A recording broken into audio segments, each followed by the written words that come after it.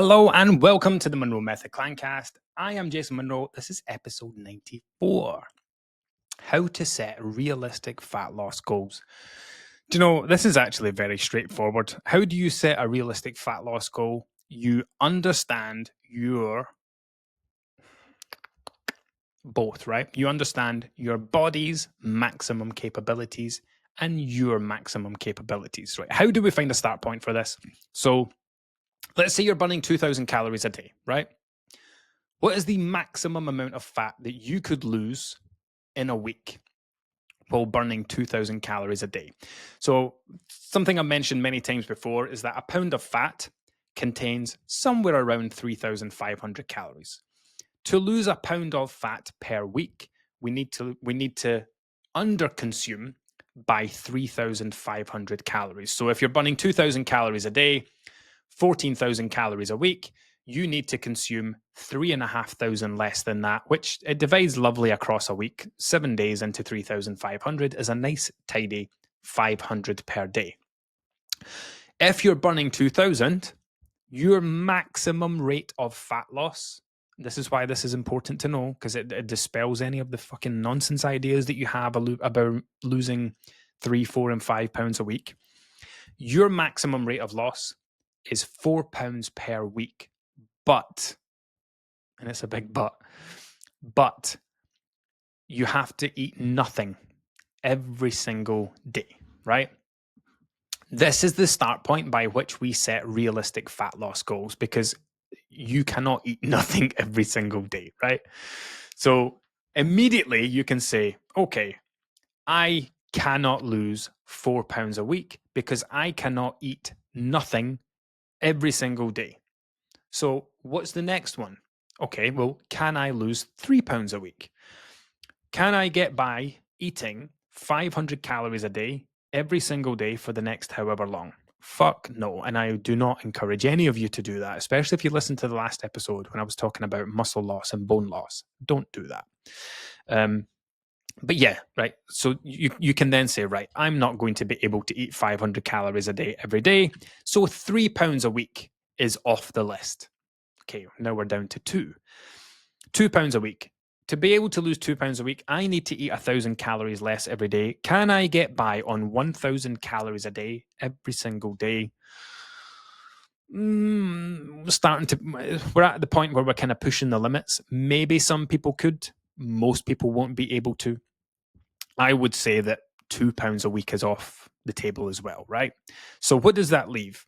It doesn't just take you down to £1 a week, because there's a bit of wiggle room here. I would say for someone burning 2,000 calories a day, anything between 1 to 1.5 pounds per week would be realistic, right? So that would be, if you're burning 2,000, that would be having between 1,250 to 1,500 on a daily basis. Now, that's not unrealistic. I mean, it would depend on the person and a lot of other things, but in terms of maths, calculations, looking at it on paper, it's not unrealistic. So how do you set a realistic fat loss goal? That's part one. First of all, find out what your maximum rate of fat loss is. And your maximum rate of fat loss, by the way, is determined by what is the minimum number of calories that I can get by on that leaves me satisfied, comfortable, not experiencing excessive hunger, but also making sure my body is getting the bare minimum requirements of what it needs through protein, fiber, fruits, vegetables, etc. And that line will be different for everyone.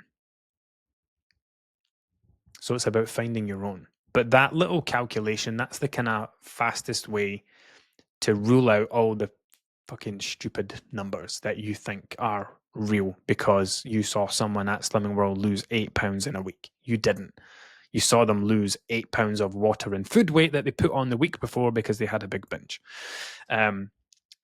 It's not physically possible for people to lose that amount of weight. Yes, if someone is carrying a lot of extra body fat and they're burning 3,000 plus calories per day, and they find a way of getting by on 1,200 or 1,500, yes, they will absolutely lose 3 or 4 pounds in a week. But for the vast majority of people, it's not happening. And this is why people think weight loss is slow. It's not because weight loss is slow, it's because you have ridiculous expectations. You think weight loss is slow because you think weight loss should be much faster. So get rid of those ideas by going through what I just said and kill it stone dead. Use the 500 multiplier. So if you're burning 2,500 calories a day, what's the most you could lose? 5 pounds in a week. If I eat nothing every single day, I can't eat nothing every single day. That's stupid, but I could stick to 1,500. Well, if you can stick to 1,500 while you're burning 2,500, you can fully expect to lose 2 pounds a week. So yeah, just run that and just get rid of all the stupid high numbers. Now, the next part is you need to account for life. It is so easy. So I could do it right now with a calculator. It is so easy to look at this and say, okay, now I've done that, and you've said I'm going to lose £1 to £1.50 per week. Let me just get my calculator. Let's say you have £100 to lose. That will either, in fact, yeah, it will take you between what? £66 per week, 100 weeks. If you lose £1 to £1.50 per week, it would take you between 66 to 100 weeks. Now, on paper, I mean, that sounds awful on paper. You probably think that's far too long. 2 years to lose £100. What? Probably, if you had £100 to lose, you wouldn't be losing £1 a week. If you've got £100 of extra body fat, your calorie burn's not going to be 2,000 calories a day. So don't panic. I helped Marnie lose 101 pounds, and she took 18 months to do it. So not necessarily going to take 100 weeks. Anyway, right, the next part is, again, and this won't really apply to people that are trying to lose 5 to 10 pounds. It's really for the people who have like 30, 40, 50 and upwards to lose, people who are going to take 6, 8, 9, 10, 11, 12 months. You have to account for life. It is very easy at any time of the year, especially like if it's a time when you're thinking about dieting and you're like, okay, now's the right time to diet because the next few weeks are quiet and I can get into it. You only concentrate on the quiet time. So you sit with the calculator and go, right, well, my goal weight is this. So I need to lose 75 pounds. And if I lose 1.5 pounds per week, I'll do that in 50 weeks. Okay, awesome. This time next year, I'll be this weight. No, you won't. You absolutely will not, because you have not factored in the rest of your life. You've just you've done it from a place of quietness. You've done it from a place where you're not as busy, and you've not accounted for Halloween or Christmas or New Year or your holidays or your weekends away or half terms or the seasons if you're someone that reacts to the weather with your eating. You've not accounted for your mental health. You've not accounted for boilers breaking down or cars breaking down or need new tires or things that are going to happen that you don't know are going to happen, but they happen anyway. You know, everybody has bad days throughout the year and we react to those bad days in different ways. So people, you know, the crazy thing is people think that losing £1 a week is a realistic goal. It's realistic to lose. It is realistic to lose £1 of body fat in a week. It's not realistic to lose £1 of fat every single week without fail, because like you're not a robot. You're not going to eat exactly X amount of calories every single day without fail for the next 12 months. It's not going to work like that. You might be super motivated through the first month or two, but something will happen. Christmas will come around, New Year will come around, something else. So how do you set a realistic fat loss goal? You bring realism into it. So first of all, eradicate all the high numbers and find a number that you can consistently lose over a week, because you can consistently do the things that lead to that happening. Then you have to look at the year as a whole and say, well, I'm probably not going to diet through Christmas and New Year. So we remove those 2 weeks. I'm not going to diet through Easter because it's half term. So we remove those 2 weeks. I'm probably not going to be able to diet through the school summer holidays. So let's remove those, 6, 7, 8 weeks. So now, if you have 52 pounds to lose and you think you're going to do it in 52 weeks, you're not going to do it in 52 weeks because you've got to add all these weeks back on to the end. I don't know, maybe add 25% back on as a buffer. And then you're going to come up with a much more realistic time frame and a much more realistic goal. The biggest mistake that people make is getting into their head, right? I want to lose 20 pounds. Now, do I want that to take 20 weeks? No. Let's see if we can do it in 5 weeks. All I need to do is lose £4 a week. It's like, you can't fucking do that. You're not physically capable. Like, you do not have the calorie availability to be able to do that. Are you really going to eat nothing for the next 4 weeks? Not when people say I've had nothing to eat today, but they have actually had something to eat today. It's just not been very much. It's genuinely eating nothing. Every single day you wake up, you eat nothing, you put 0 calories in your body, and you let your body eat itself to fuel itself. Don't do that. Jesus Christ, I'm not encouraging that. Not after everything I spoke about in the last episode. But yeah, this is how we set realistic fat goals. And we don't need to go any farther into it than that. It's as simple as that. So get rid of all the high numbers by shocking yourself into the last thing to touch on here. I've spoke about this before, right? Fat loss, weight loss has a speed limit. Weight gain has no speed limit. And the speed limits are in place because you're limited by the thing that I said before, right? What's the minimum number of calories that you can consume while making sure you're taking care of hunger, taking care of your health needs, etc. That's your maximum rate of fat loss, right? So your speed limit might be 1.5 pounds, 1.25 pounds per week, right? That might be your speed limit when it comes to weight loss. Weight gain doesn't have a speed limit because there's nothing restricting weight gain. The only thing that restricts weight gain is how much you are physically capable of consuming. Now, imagine, so I had a client who once went on an all-inclusive holiday and gained 1 pound every single day. Now, I know that sounds fantastic. No, I mean, I don't mean it sounds great. I mean it sounds like a made-up story, like a, what's the word I want to use? A sensationalist story. It's not sensationalism. I worked with someone who found it very challenging to lose weight. She did not burn many calories. She did not move very much. And she battled to lose weight before her holiday at like 1,000, 1,100 calories per day because she was a smaller person, didn't have a high calorie burn. She was only burning like 1,700, 1,800 calories a day. So weight loss was a long, slow process for her. And she was doing it ahead of a big 5-star, 3-week, all-inclusive, mega super expensive holiday in, I want to say, Turkey.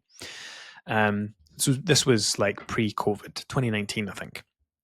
Now, yep, she lost weight for her holiday, but we battled tooth and nail to get there. And we had so many conversations on the run up to that holiday where I was like, look, I know you're going away for 3 weeks. I know it's all inclusive, but please, let's not, you worked so hard to get here. Yes, you're probably going to gain weight, but, I would hope to see you coming back no more than 3, 4, 5 pounds heavier than when you went. And she was completely confident about this. She was like, our eating habits were great. Her relationship with food was great. And she was completely confident. She's like, yep, I think it's going to be great. It's all inclusive. All inclusives are great for balanced eating. Everything's laid out perfectly. The proteins all together, the vegetables are all together, the salads all together. You can, if you were ever going to have a well-balanced diet, an all-inclusive buffet is the easiest place to do it because it is all laid out on a platter for you. So she was completely confident. Now, she came back 28 pounds heavier 21 days later. And after a week of tracking, she came down to 21 pounds. So she gained 21 pounds of body fat over 21 days. And here's how. What we didn't account for was alcohol, because she had told me very early on that she didn't drink. She had no interest in drinking. She didn't like it. She didn't like how it made her feel. She didn't enjoy the taste of alcohol. So it was a non-issue. It didn't even come up in discussion. When it came to the holiday, it was all about food. But when she went away, she discovered like this private pool thing that she sat near had a bar, but it was a completely self-service bar. And it had slushy machines made up. And it was like 5 machines, same things in them every day, mojitos, pina coladas, strawberry daiquiris, whatever. And the guys just came and topped them up. And you know they're not using measuring jugs to top these things up. You know what holiday measures are like. Anyway, there was the machine that had pina coladas in them. She decided, right, day one, I'm going to go try this. And she loved it. Now, she was a very inexperienced drinker. She didn't understand cocktails. She didn't understand the calories involved. And it wasn't until she came back and we had all these chats. I'm like, how did this happen? You know, we really need to understand how this happened, because you're going to go on holidays for the rest of your life. We can't have you coming back having gained 21 pounds every time you go on holiday. We need to understand so we can learn from it, so we can move on from it and not do this next time. And she eventually came back and said, you know, I've been on the hotel website and I've found that the pina colada slushies I was drinking are around, I can't remember. There was like 2 sizes. There was a smaller cup and then a bigger cup. I think the bigger cup was like 500 calories. It's mostly the cream, the coconut cream and the pineapple juice where the calories come from. Not so much the alcohol side. So she was drinking those slushies. Like instead of just drinking fizzy drinks or water or whatever, she was drinking the slushies because they were, number one, delicious, because coconut cream, pineapple juice, delicious. They had alcohol in them, but because she was spreading them out throughout the day, they weren't really getting her drunk. They were giving her a little buzz, but she got drunk a couple of times, she said, a bit merry, but there was a couple of days that she said she had 10 of them. 10 at 500 calories, 5,000 calories of cocktails. And that's on top of breakfast, lunch, dinners, desserts, snacks. So there was potentially days where she was having 7,000 calories in a single day. And that might sound like a crazy high number to you, but when most of that's coming from liquid calories, you don't feel that. You don't realize it, especially when you're under the influence as well. So she came back 21 pounds heavier because her calorie intake on a daily basis was anything from probably 3,000 to 7,000 calories. On average, across the 21 days, she consumed around 3,500 calories more than she needed, which was she only needed 1,600 or 1,700 calories a day. So it wasn't a massive stretch to go beyond that, especially where liquid calories are involved. And this is why I say weight gain has no speed limit, because there's no limit to how many calories a person can consume. People who cycle the Tour de France, the athletes, the cyclists, they're consuming 10,000 calories a day to fuel their bodies. Imagine, and most of that they drink through very high calorie performance sports drinks, because you could not eat 10,000 calories then cycle a bike. So yeah, there is no limit to the number of calories you can consume. Therefore, there is no limit to the amount of fat you can gain. You know, it took her like 6 months to lose those 21 pounds before her holiday. She put them back on again in 3 weeks. This is why weight loss will always be slower, not slow, because weight loss is relative. Weight loss will always be slower than weight gain, always. And this is why I always say that managing your diet is the most important thing for your weight, because it is so easy to gain weight through diet. So if you want to learn how to not lose weight, but maintain it for life, you need to address your eating habits, because it's your eating habits that will decide which direction your weight goes. You can spend 6 months losing 25 pounds and you could put it back on in a month. Just from changing your eating habits. So like, this is why people yo-yo diet. It's like, here's what I'm going to do while I'm dieting. My weight's going to come down, which is great. But once I get to the weight I want to be, I'm going to go back to normal. The same normal that led me to want to lose weight in the first place. And you spend 6 months losing it, 4 weeks putting it back on again. So if you want to lose weight for life, it comes back to that same underlying message. You need to address the person that you are. You need to address who you are, your habits, your behaviors, your mindset. Because if those things don't change, those are the things that will put weight back on your body much quicker than it took you to lose it. Did I say that right? Yeah. Right. What was the, oh yeah, how to set realistic fat loss goals. I hope that was helpful. It feels like a practical, valuable one. Rule out the ridiculous numbers, get to the realistic numbers, and then take into account the amount of things that can happen over a 12-month period. Again, it'll depend on how much weight you have to lose. Like if you're losing 5-10 pounds, you don't really need to worry about the timing thing because you can just get in, get it done and smash it. But people who are trying to lose 20, 30, 40, 50 plus, you need to be super realistic about the time frame. And this is why, again, it's more about not thinking about the scales, not thinking about the weight, not thinking about the goal weight, and more, I need to work on changing the person that I am. Because if I had the ability to add 100 pounds of weight to my body, that's not just happened because of a couple of things here and there. It happened because I have numerous excessive habits. I do not want to spend the next 12 months losing 50 pounds only to put it all back on again within the space of 3 months. This is why it is, honestly, the scales, fat loss, it's not important. Working on yourself, identifying the person that you are, the habits that you have, the things that contribute to your weight, and changing those is the most important thing for long-term results. Right, enough from me. Until next time.